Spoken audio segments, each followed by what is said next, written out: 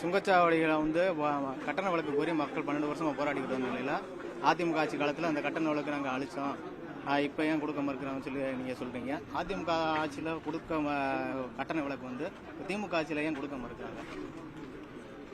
இல்லை, இந்த சுங்கச்சாவடி வந்து விதிமுறைகளுக்கு மீறி அமைந்திருக்கிற காரணத்தினால உள்ளூர் வாகன ஓட்டிகள், உள்ளூர் வியாபார சங்கங்கள் சேர்ந்தவர்கள் எங்களிடத்தில் கோரிக்கை வைத்தார்கள். அந்த கோரிக்கை நியாயமான கோரிக்கையாக இருந்தது. ஏனென்றால் இது விதிமுறைகளுக்கு உட்பட்டு அமைந்திருந்தால் இந்த இடத்துல அமைய முடியாது.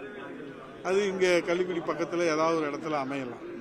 அப்போனா இவங்களுக்கு வந்து எந்த பாதிப்பும் ஏற்படாது.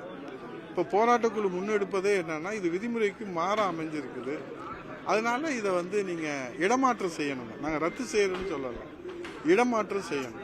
அப்போ அவங்க கோரிக்கை நியாயமானாலும் நான் அன்னைக்கு எங்களுடைய பொதுச் செயலாளர் புரட்சித் தலைவர் எடப்பாடி கவனத்துக்கு சொன்னபோது முதலமைச்சராக அவர் மத்திய அமைச்சர் நிதின் கட்கரி அவருடைய கவனத்துக்கு கொண்டு சென்று உள்ளூர் வாகன ஓட்டிகள் நியாயமான கோரிக்கை என்கிற அடிப்படையில் அவர்கள் ஆதார் அட்டையை வந்து அடையாளமாக காண்பித்து அவர்கள் விதிவிலக்கு பெற்றுக் கொள்ளலாம் என்று வழங்கப்பட்டது.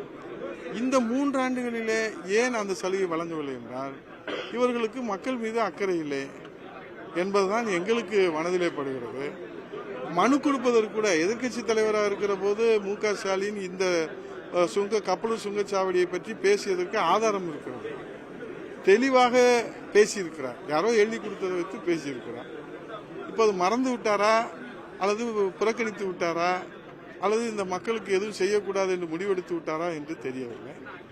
இந்த சுங்கச்சாவடியை அகற்றுவேன் என்று எதிர்க்கட்சி தலைவராக இருக்கிற போது சொன்ன முதலமைச்சர் முத்துவேல் கருணாநிதி ஸ்டாலின் அவர்கள் கொடுத்த தேர்தல் வாக்குறுதியை ஏன் அவர் நிறைவேற்ற முன்வரவில்லை என்று சொன்னால், மக்கள் மீது அவருக்கு அக்கறை இல்லை. 50% கட்டணம் செலுத்தணும்னு அவர்கள் உள்ளூர் வாகன ஓட்டிகளை கொடுக்குறாங்க, அதிர்ச்சி அடைகிறாங்க. வாகனத்தின் விலையே 2 லட்சம், எங்களுக்கு 80 லட்சம் கொடுக்குறாங்க ஏன்னு சொல்றாங்க. இதை நாங்கள் அரசின் கவனத்துக்கு கொண்டு வராம யார் கவனத்தில் கொண்டு வர்றது? இப்போ நீங்க கேட்கலன்னா ஆண்டவன் கவனத்துக்கு தான் நாங்கள் கொண்டு போகணும்.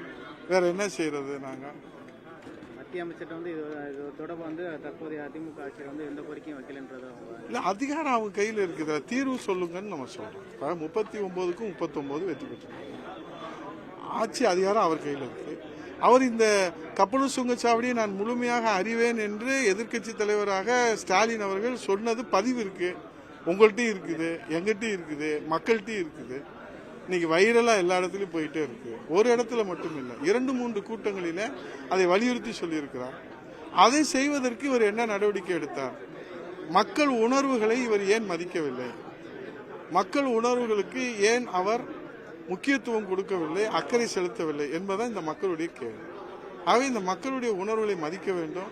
இந்த பிரச்சனைக்கு நிரந்தர தீர்வு காண வேண்டும். இதுபோன்று தொடர் போராட்டங்கள் என்பதை இந்த அரசு வேடிக்கை பார்த்து கொண்டே இருக்கிறது. இதற்கு ஒரு முக்கியத்துவம் கொடுக்க வேண்டும், கவனம் செலுத்த வேண்டும், அக்கறை செலுத்த வேண்டும் என்பதுதான் இந்த மக்களுடைய கோரிக்கை.